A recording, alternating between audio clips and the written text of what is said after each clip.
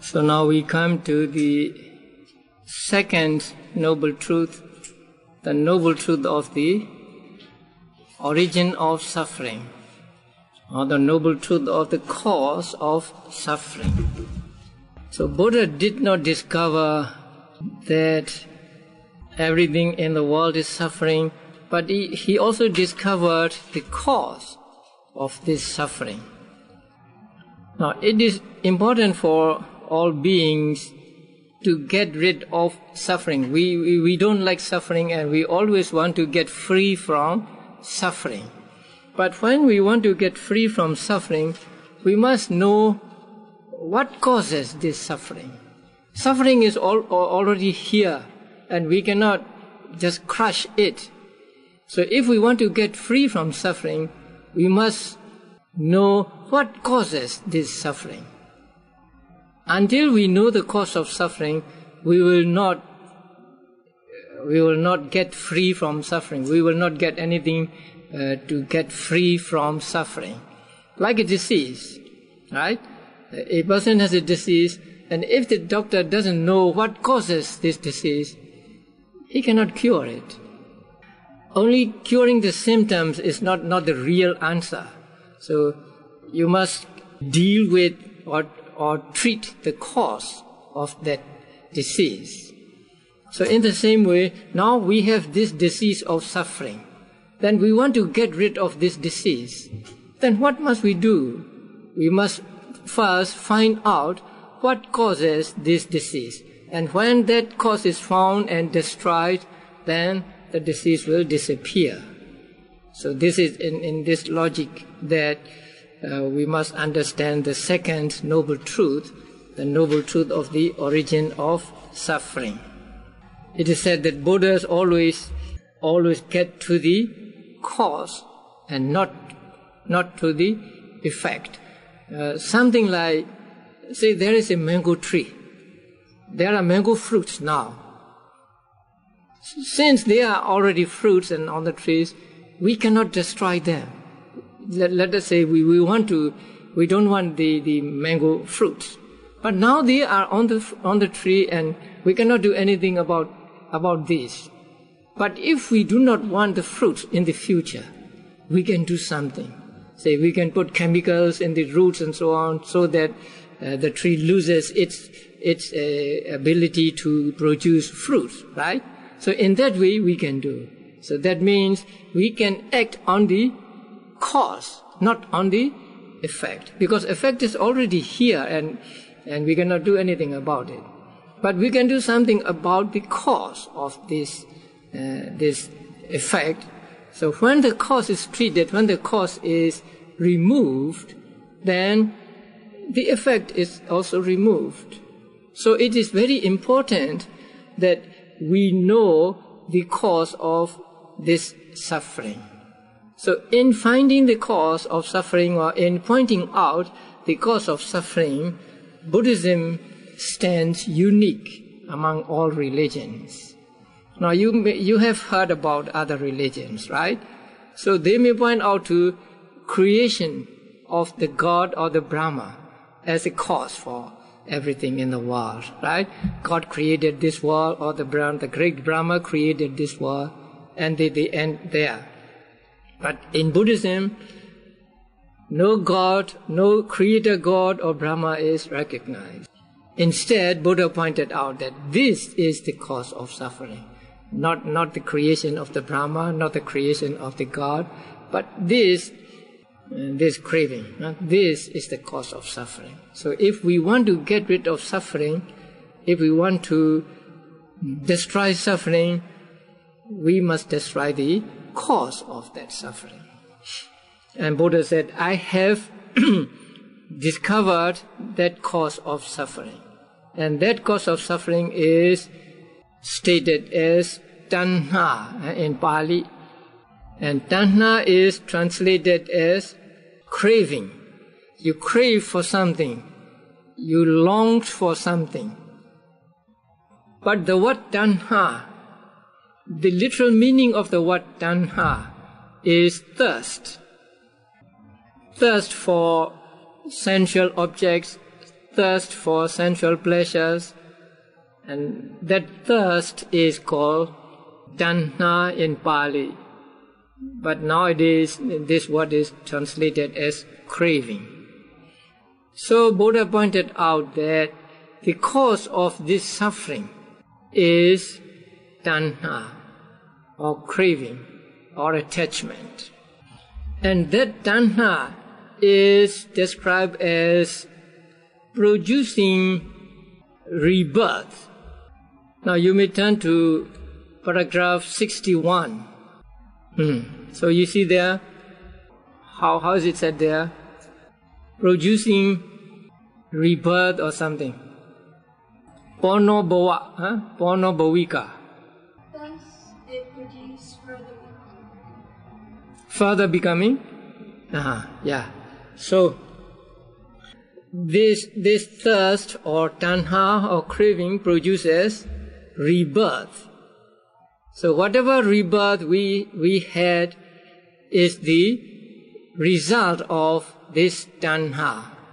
Now we had tanha in the past lives, and that tanha produces rebirth here, we as human beings. So we are born as human beings because we had tanha in the past. And we still have tanha in this life here. So this tanha will produce or create new rebirth in the future. So in this way it goes on like a chain reaction. The tanha here producing tanha, the rebirth there, and the tanha there producing rebirth in yet another existence, and so on.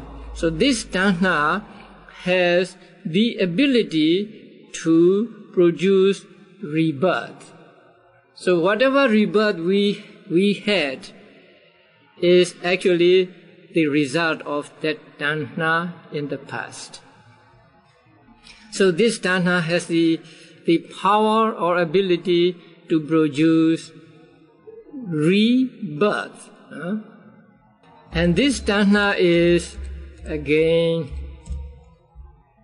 accompanied by delight or something. In Pali it is called nandiraga. That means that delight and attachment is the same as craving. And then the last one is, how is it translated there? Next one.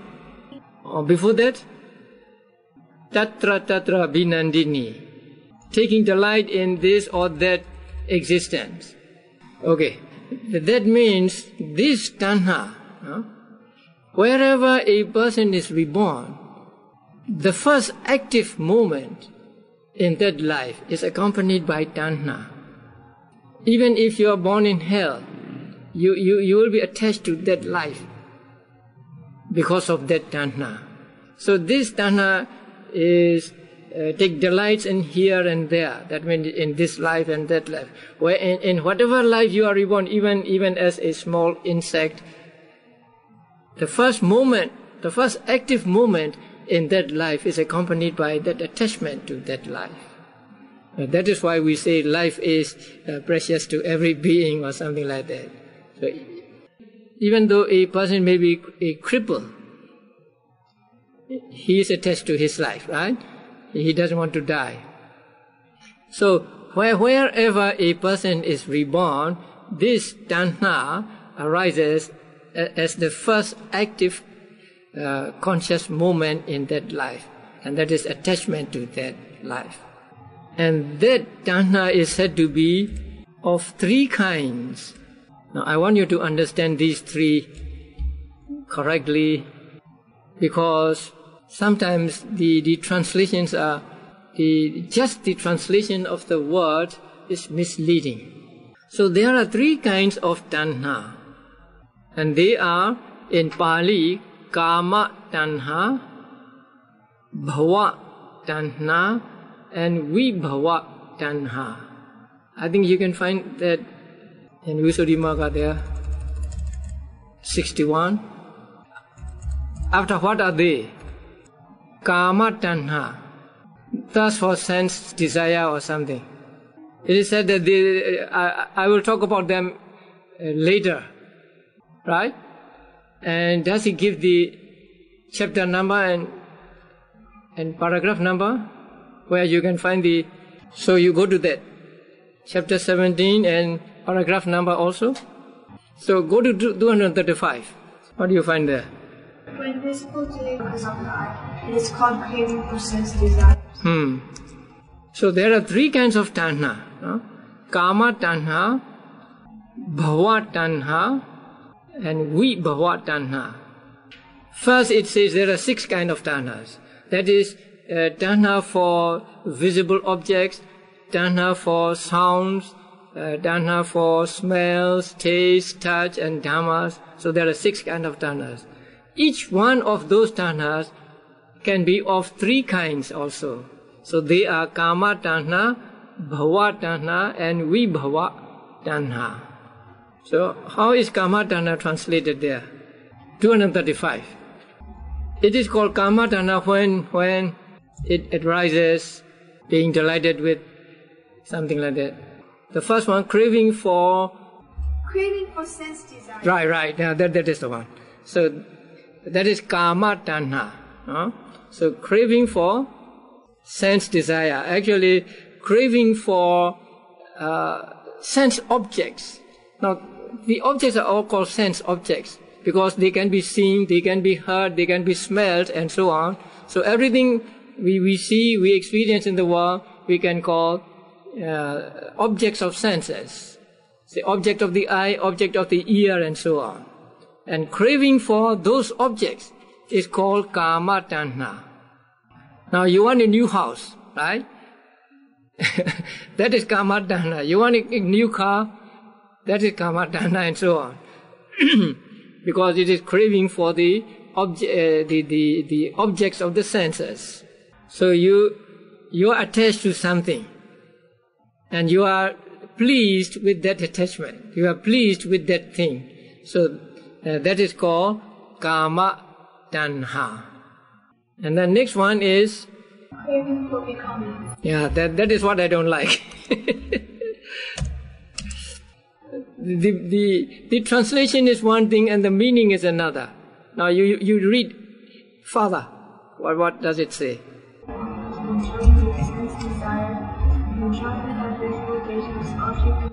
Right. Okay. So bhava tanha. Now there are 2 words, bhava and tanha. Now here bhava does not mean existence. Bhava here implies something, the view that things are permanent. That is why the same tanha accompanied by this view that things are permanent is called bhava tanha. It is not craving for existence. Because craving for existence can be kama tanha. Existence is also the object of sense. But that kama tanha, when it is accompanied by this wrong view, that beings are permanent, that things are permanent, then it is called bhava tanha. So bhava tanha does not mean craving for existence, but craving accompanied by a wrong view that assumes everything to be permanent. Now there are views like there is an atta in beings, and this atta is eternal, it is permanent, and so taking that to be permanent is called a wrong view in Buddhism. And the tanha that is accompanied by that wrong view is called bhava tanha. Craving accompanied by wrong view. That assumes that all things are permanent, something like that. So that tanha is called bhava tanha. The next one? Craving for non-becoming. Okay, that is more frightening. Craving. Once I gave a book to a man, and then about a week later he came back and said, in Buddhism suicide is okay. Buddha allowed suicide. I was surprised, and I asked him, why do you say this? And he said, here Buddha taught that craving for annihilation. So craving for annihilation means craving for suicide. So it is okay, he said. So here vibhava tanha means not craving for non-existence. It is the same as the second one. Craving that is accompanied by a wrong view that things are annihilated at death. Okay, you read Visuddhimagga. Along with annihilation, view that assumes that same object to break up and be destroyed is called craving for non-becoming. Yeah. It is the Greek. Yes. Yeah. So the translation is not so good, but the explanation is all right. Yeah. The English translation of the word is not so good. So craving accompanied by the wrong view that assumes things to break up. There are, say, two kinds of views that are called wrong in Buddhism. So one is the eternity view. That means beings are eternal, things are eternal, and so on. And there is another view that takes beings, once they die, and there is no more for them. So when the tanha is accompanied by that wrong view, then it is called bhava tanha or vibhava tanha. So it is not craving for existence, and it is not craving for non-existence, but it is craving that is accompanied by that wrong view, eternity view or annihilation view. So that we must understand clearly. So you cannot go by just the translation. Translations are misleading. So there are three kinds of tanha now: kama tanha, bhava tanha, vibhava tanha. Whatever tanha it is, it will always produce rebirth. So that is why it is called rebirth producing. Now actually it is not only tanha, but along with tanha we have to understand ignorance and karma. So these three arise together and actually produce new life, a new existence. When we say here tanha, actually this tanha is accompanied by the volition cetana and all cetana or karma, and also accompanied by avijja or ignorance. Now ignorance is like blindfolding a man. Say there are three men and they caught one man, and then one of the men blindfolds the man, and the second man turns this man towards a precipice, say at the edge of a mountain, a big hole there, right? As a mountain. So, and then the third man pushes him down. So something like that. So when a person is said to be reborn in another existence, avijja, ignorance, makes him not see the things as they really are. And then tanha makes him attached to the life, and then karma pushes him down, and then he is reborn in the next life. So when there is a next life or rebirth, these three mental factors are working together actually. Not just tanha, not just karma, not just ignorance. So these three are like three, a party of three. So one blindfolds the man, the other turns him to the precipice, and then the last one pushes him down. So in the same way, avijja makes us not see the faults of the life. That is why we are attached to things. Then this attachment to life makes a person who is dying to incline towards the next life, and then cetana or karma comes and pushes him to the next life.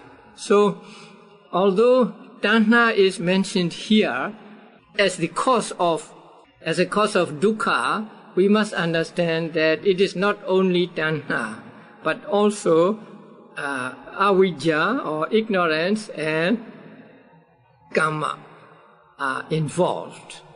Tanha is mentioned here because it is prominent, it is evident, and so what is evident is mentioned here as the cause. And also, when tanha arises, according to Abhidhamma, the cetana also arises and avijja also arises. They always arise together.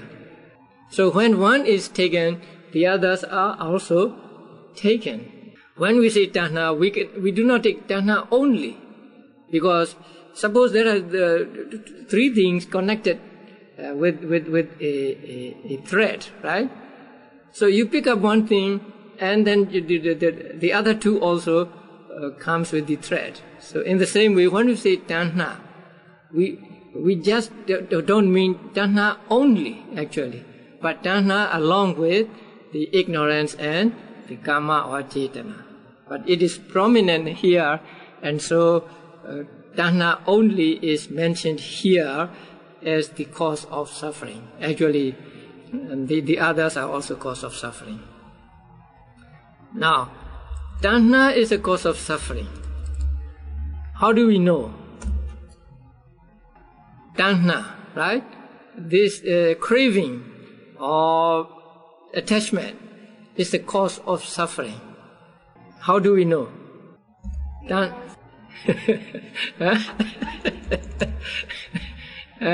I'll give you a very easy example.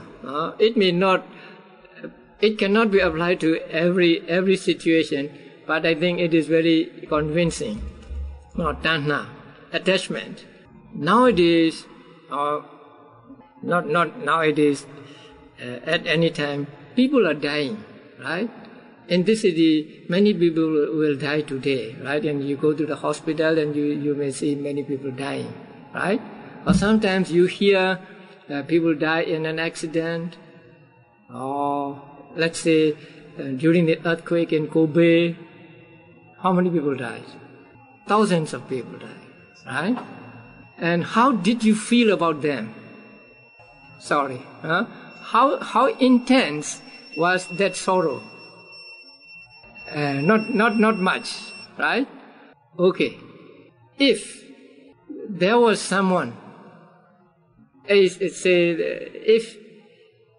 what if there was a friend of you among those who died? You may suffer a little more, right? Because your friend was included in those who are dead, right? And what if there is a relative of yours, right?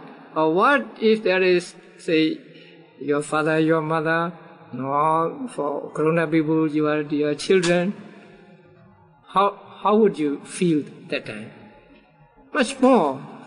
Very, very, very sorrowful, right? So now we can consider about this. Why is the difference of intensity of sorrow there?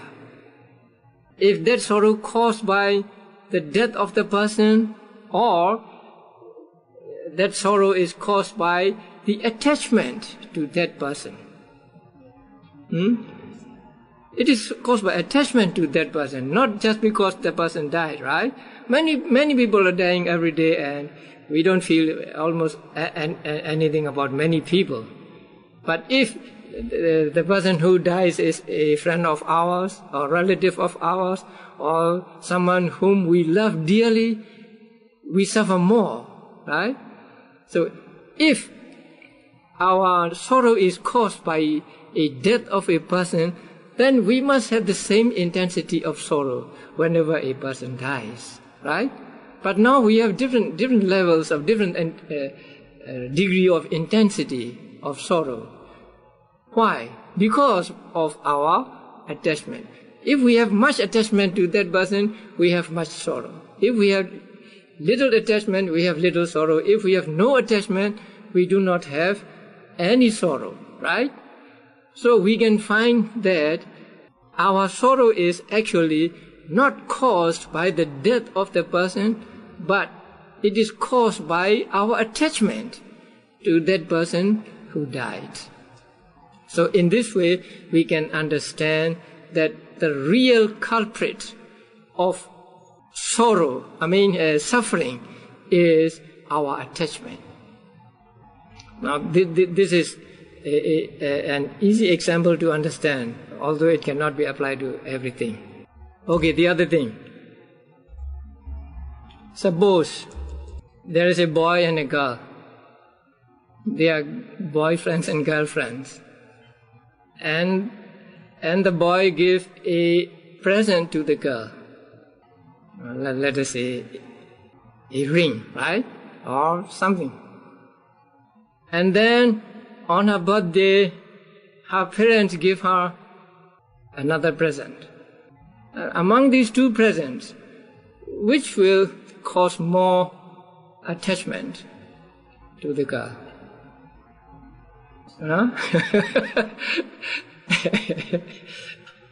A present given by the one you love dearly, and a present given by a friend, an ordinary friend, even though the present may be this of the same kind, which present means more to you?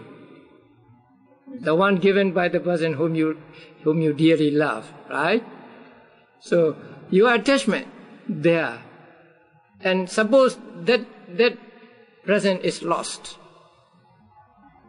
and you have sorrow, the loss of which will cause you more sorrow. The loss of one that is given by a dearly loved person, or the loss of one that is given by an ordinary person. Yeah, right. So here also, the cause of your sorrow, the intensity of the cause of your sorrow is not the loss of the thing, but the attachment you have for that thing. So in this way also, attachment is the cause of suffering, and not actually the loss of the thing. And now, about this life and past life. Now, Buddha said that the cause of suffering or cause of this life is tanha or attachment. Now, mind has great power. You cannot see the mind. Mind has no body, right? Mind has no substance. But it has great power. Do you realize that? Mind has great power. Suppose this hand, right? This hand is matter. So it is heavy, heavier than mind, right? We cannot say mind is light or whatever, but we cannot measure the mind. But this hand is a heavy one, right? And I put it down here. If I don't want to move, it will not move. But when I want to move, it moves, right? So the movement is caused by my mind or my desire. If I don't have any desire to move, it will stay put, right? It will not move. So you see, mind has this power, even to move the material thing here. In the same way, mind, the mental state in our mind, the karma, has power to produce results. Now today you offer us food.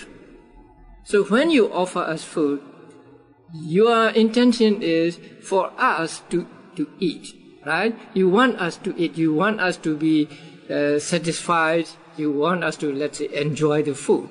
That is your cetana, right? So that cetana has power to give results.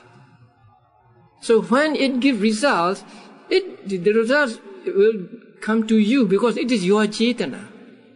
So you get the same results, that you will get abundance of food and so on in this life or in future lives, right? So that mental state has a power to produce. Suppose a person is in the habit of killing living beings. So killing living being means he wants that being to live a short life. He wants to cut off his life, right? So he has the desire for the, let's say, animal. He has the desire for the animal to live a short life. So his desire, or the volition at that time, gives results. Since his wish is for the life to be short, the result produced is a short life. But unfortunately, this result comes back to him and not to other person, because it is his chetana or his karma. So that is why it is said that people who kill living beings, when they are reborn as human beings, live a short life. So karma, the mental state, has this power. Although we cannot see the karma, right? Buddha could see the karma clearly, we cannot see. Although we cannot see the karma, we can guess in this way that karma has a great power. So whatever we do, there is the chetana or volition in our mind, and this chetana can produce results. And when it produces results, the results are mostly of the same kind. Say you want the other being to have a short life, and then the result is you will have a short life. You want the other person to live long, and the result is you will live long, and so on. So this mind has this great power to produce results. So we are always attached to our lives. We don't want to die, right? We want to live as long as we can. If we can, we want to live forever. So there is attachment. And also we have attachment to be reborn as a celestial being, to be reborn in the world of devas and so on. And so those mental states produce results. So we can understand, although we do not see them clearly like on a screen, we can understand that this life is actually the result of my karma in the past, my attachment to life in the past. So in this way we can understand the second noble truth. This life is dukkha, and the cause of this life, dukkha, is the attachment in the previous lives. So in this way we can understand the second noble truth. This life is dukkha. Yeah, this life is dukkha, right?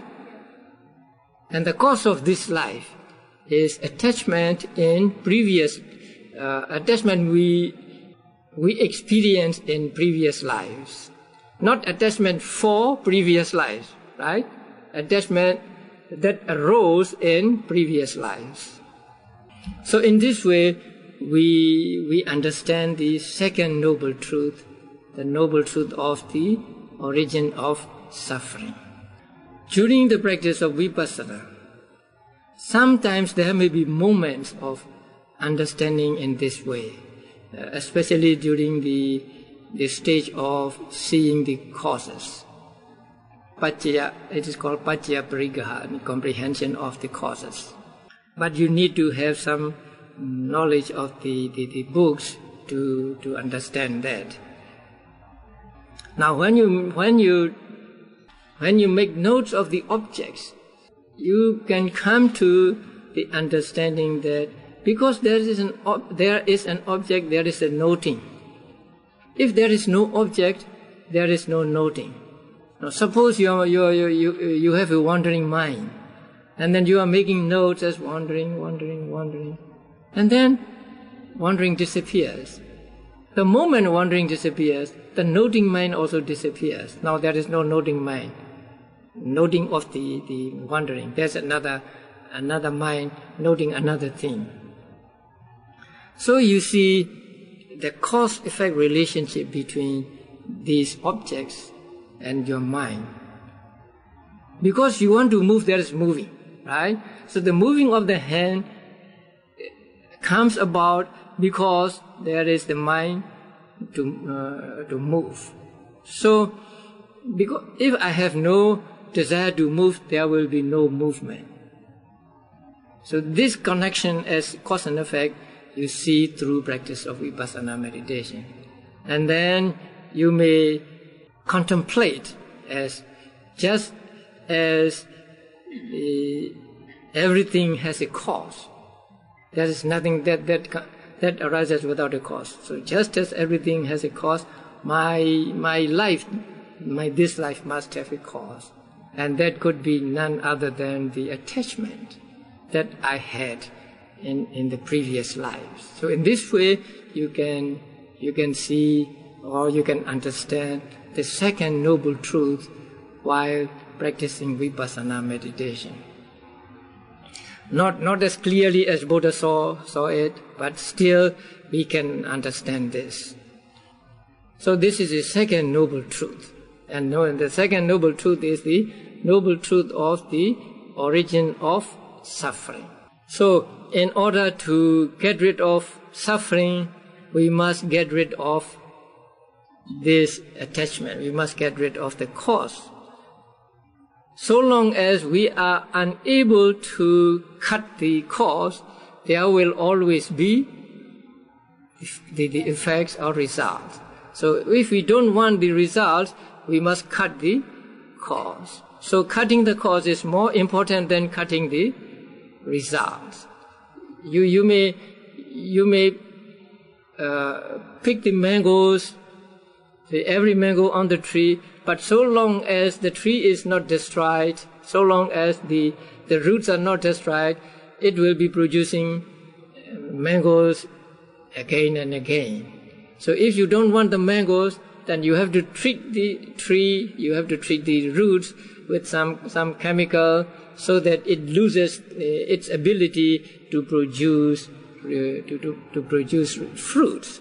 So in the same way, if we do not want the fruits as dukkha here, then we have to act upon the cause of this dukkha, which is attachment.